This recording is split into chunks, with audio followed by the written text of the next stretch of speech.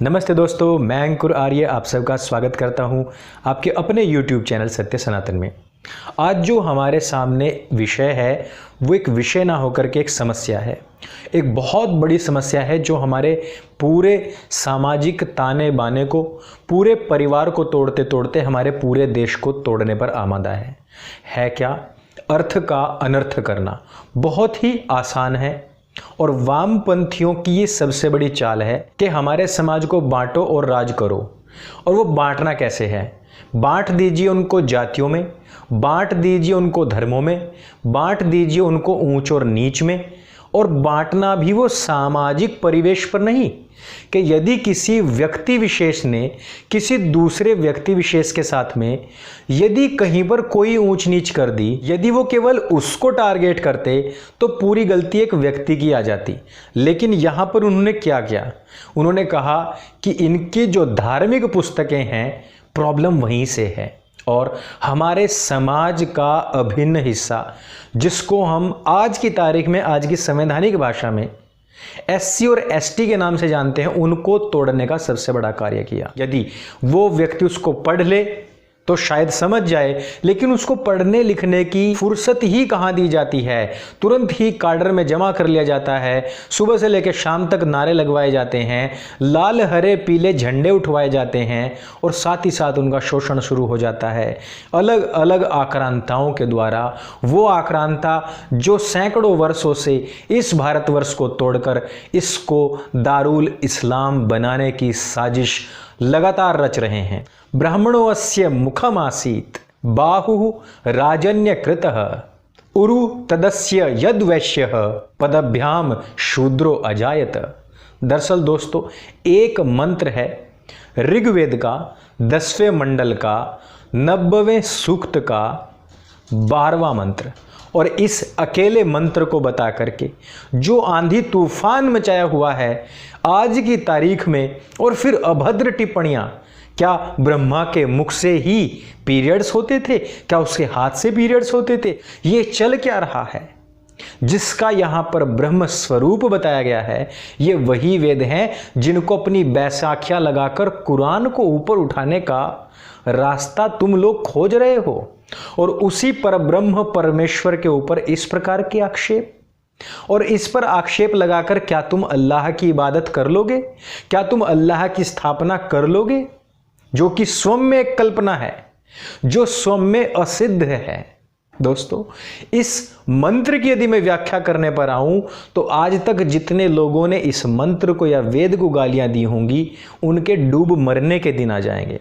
ये इतना ही सिंपल है जितना कि वंदे मातरम, अर्थात जिस प्रकार से हिंदुस्तान के जाहिल मुसलमानों को जाकिर नाइक जैसे महा अनपढ़ टोपीधारी ढक्कनधारी लोग बेवकूफ़ बना लेते हैं कि वंदे मातरम का मतलब है कि मैं धरती के सामने सर झुकाता हूं, जबकि वंदे मातरम का मतलब है माँ तुझे सलाम। सुबह शाम उठते हैं, माँ को सलाम करते हैं, घर में घुसते हैं, घर से बाहर जाते हैं, कोई नया कार्य करते हैं या कहीं से आते हैं, यदि हम नाकाम होकर भी तो भी अपनी माँ को सलाम करते हैं कि नहीं करते हैं? यदि कोई अपनी माँ को सलाम नहीं करता तो अन्यों को तो सलाम करता है। अपनी माँ को ना सलाम करने वाला क्या ऐसे बेगैरत इंसान को हम इंसान कह सकते हैं? सिर्फ इतनी सी बात थी, लेकिन जाहिल मुसलमानों को, जिनको मदरसे से फुर्सत नहीं, जिनको पढ़ने लिखने का इल्म नहीं, जिनको कोई नॉलेज नहीं, वो भी वंदे मातरम का विरोध करने लग जाते हैं। आज़ादी की लड़ाई से वंदे मातरम नाम का अखबार निकलता था और उसका मालिक खुद एक मुसलमान था। वंदे मातरम का नारा लगाते हुए वही अशफाक उल्लाह खान फांसी झूल गए, जिसको कि आज के मुसलमान कहते हैं कि हमारा सबसे पहला क्रांतिकारी अशफाक उल्लाह खान था। उसने नाराए तकबीर अल्लाहु अकबर का नारा लगाकर नहीं, वंदे मातरम का नारा लगाते हुए अपनी मौत को चुना और इस देश की आज़ादी के लिए बलिदान हो गया। और आज तुम्हारे लिए वंदे मातरम हराम हो गया। इस मंत्र का जो असल व्याख्या है वो भी यही है। इससे पहले यदि तुमने पढ़ लिया होता तो तुम्हारे सारे ढक्कन खुल चुके होते और तुम सनातन का मार्ग अपना चुके होते। लेकिन आज तुम्हारी जहालत और तुम्हारे चिकटपने की हद ये है कि सुनकर भी तुम सुधरते नहीं।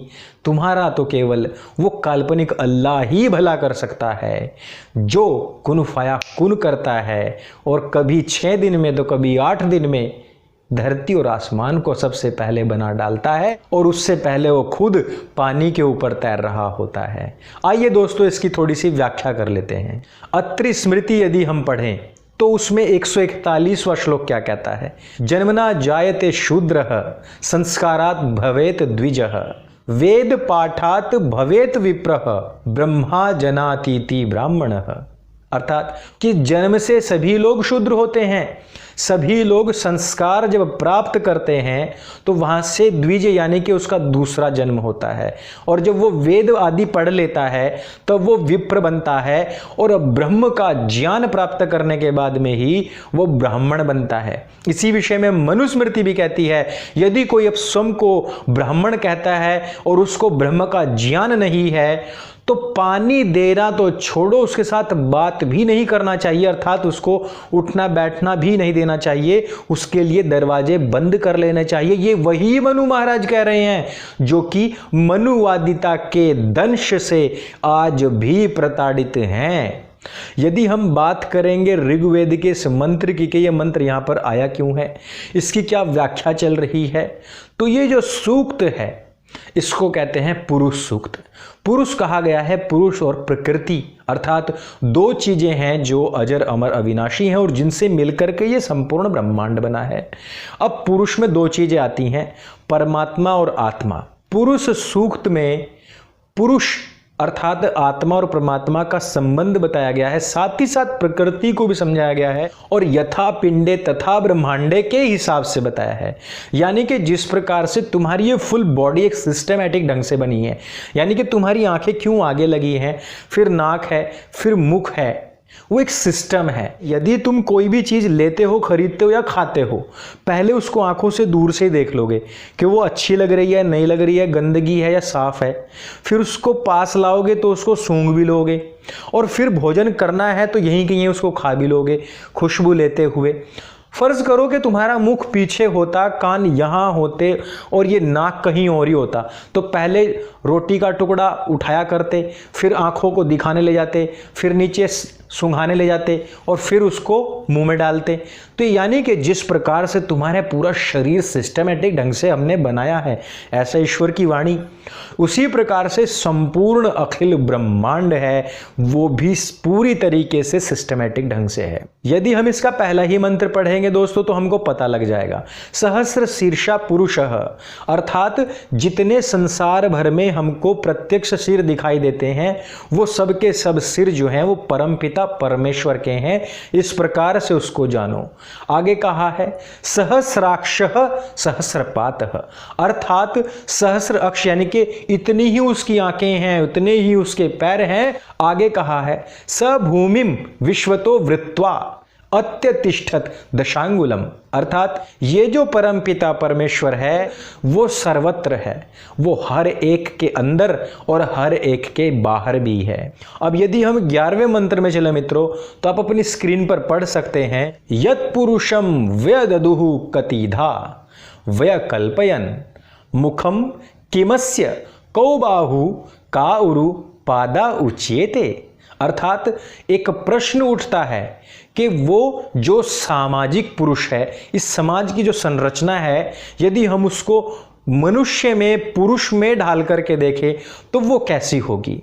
हमने पहले भी आपको बताया था कि ये पूरा समाज, ये पूरा ब्रह्मांड व्यवस्थित है, तो ब्रह्मांड किस प्रकार से व्यवस्थित है उसी के लिए अगला जो मंत्र आया है वो आया है ब्राह्मणो अस्य मुखमासीत बाहुराजन्यः कृतः उरु तदस्य यद्वैश्यः पदभ्याम शूद्रो अजायत, अर्थात ये पूरा का पूरा जो समाज का ताना बाना है वो इस प्रकार से है कि ब्राह्मण मुख के समान है और जो क्षत्रिय है वो बाहु के समान है, उरु के समान वैश्य है और जो शूद्र के समान उसके पैर हैं।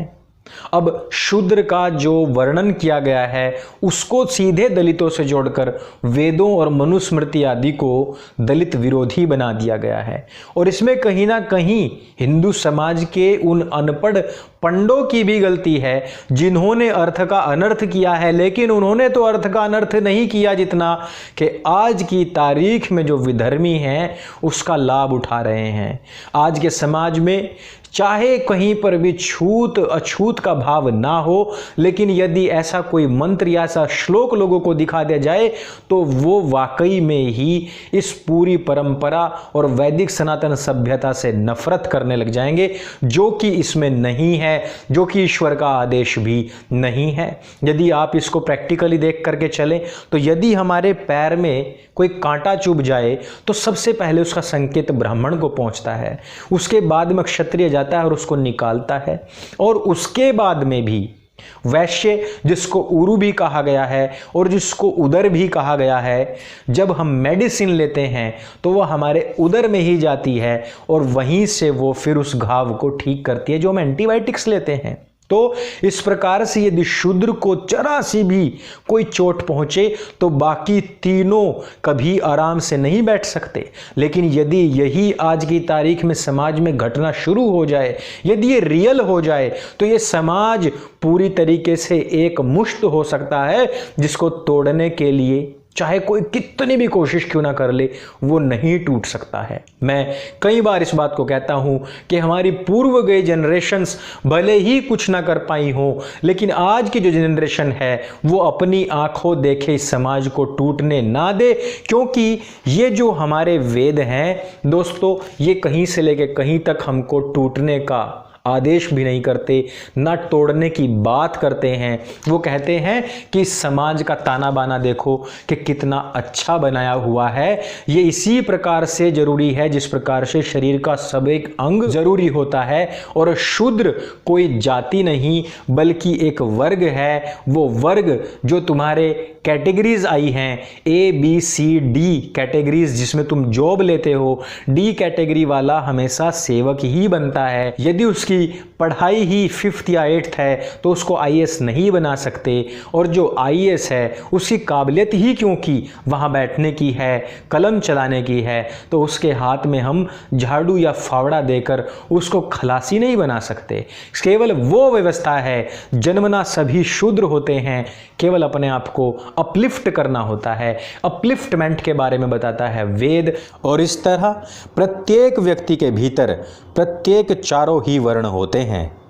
यदि आपको आज की ये बात बिल्कुल सही लगी हो और हमारे समाज का ताना बाना वैसा ही होना चाहिए, यदि आप भी ऐसा ही सोचते हैं, तो इस वीडियो को सबके साथ में शेयर अवश्य करें और इन मंत्रों को याद रखें, इनको भावार्थ सहित याद करें। और जब भी आपको कोई भी विधर्मी इस प्रकार की वितंडा करता हुआ मिले तो उसके मुंह पर यह जोरदार तमाचा मारना आपका धर्म, आपका कर्तव्य बनता है। इस वीडियो में दोस्तों सिर्फ इतना ही।